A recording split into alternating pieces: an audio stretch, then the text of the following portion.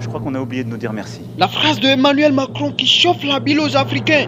Ah oui, lors du rendez-vous annuel de la diplomatie française le 8 janvier dernier, Emmanuel Macron a traité les dirigeants africains d'un... Je crois qu'on a oublié de nous dire merci. C'est pas grave, ça viendra avec le temps. L'ingratitude, je suis bien placé pour le savoir, c'est une maladie non transmissible à l'homme. Mais je le dis pour tous les gouvernants africains qui n'ont pas eu le courage, vis-à-vis de leurs opinions publiques, de le porter, aucun d'entre eux ne serait aujourd'hui avec un pays souverain si l'armée française ne s'était pas déployée dans cette région. Comme si ton ami t'a rendu un service et un jour, devant tous les voisins, il commence à dire « Hé mon pote, tu sais, tu dois me dire merci. Sans moi, tu serais déjà mort de faim. » Quelle surprise! On ne s'y attendait pas. Pas du tout. Encore moins en cette période où la voix de la France en Afrique ne passe plus comme avant. C'est assez surprenant. Aussi parce que, selon l'histoire connue de tous, la France doit plutôt de reconnaissance aux pays africains au lieu d'en attendre d'eux. L'histoire de la colonisation, des pillages de ressources, le pacte colonial, sans oublier le rôle des Africains lors des 2 guerres mondiales. Après tout, l'on se demande si Emmanuel Macron n'était pas en train de blaguer, mais il avait l'air sérieux, très sérieux même. Maintenant, réfléchissons. Mais quelle raison avait-il d'affirmer tout cela? Attendez, pensons-en. D'abord, les aides humanitaires et militaires.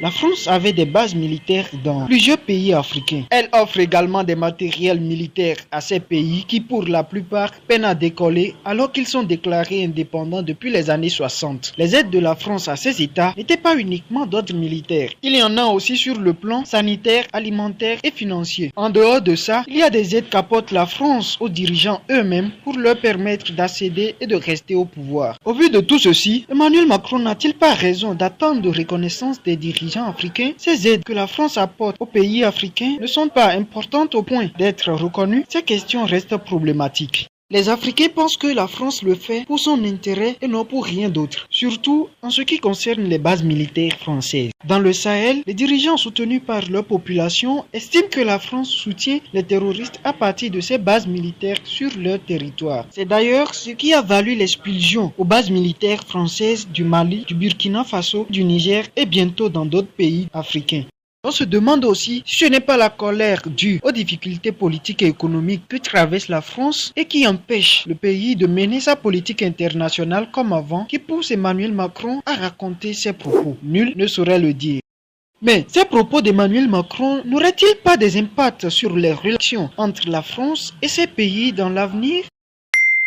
Comme conséquence, ces déclarations n'auront qu'à empirer les relations déjà tendues entre la France et les pays africains. L'influence de la France a pris un coup en Afrique et surtout dans la région ouest-africaine avec le pays de l'AES. Encore que déjà par le passé, certains Africains n'ont pas été bien traités après avoir servi cette France. Et le maréchal Mobutu me demande à moi, je voudrais me faire soigner à la clinique de la princesse Grâce de Monaco. Je dis, papa maréchal, Foccart est mort. C'était votre parapluie atomique. Personne ne pouvait refuser quoi que ce soit à Foccart, mais il est mort. Robert, demande à Jacques. Je fais savoir au président Chirac. Il m'a dit, Robert, interrogez Villepin, secrétaire général de l'Élysée. Je dis, monsieur le président, c'est vous le patron. Il saura trouver un moyen. J'appelle Villepin, je dis, Dominique, le maréchal Mobutu, il voudrait un visa et finir ses jours en France.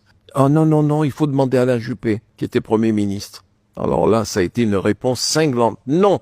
Et Mobutu est mort à Rabat. Et il est toujours enterré au cimetière de Rabat. Deuxième affront fait à un chef d'État qui a aidé, c'est Omar Bongo Ondimba, qui a fait les gouvernements français, qui a aidé les Français depuis Pompidou. Il est mort, madame, dans une clinique de Barcelone, alors que c'était un homme qui était suivi par les grands professeurs de l'hôpital américain de Neuilly, parce qu'à la fin, on ne le recevait plus, on ne le considérait plus comme avant.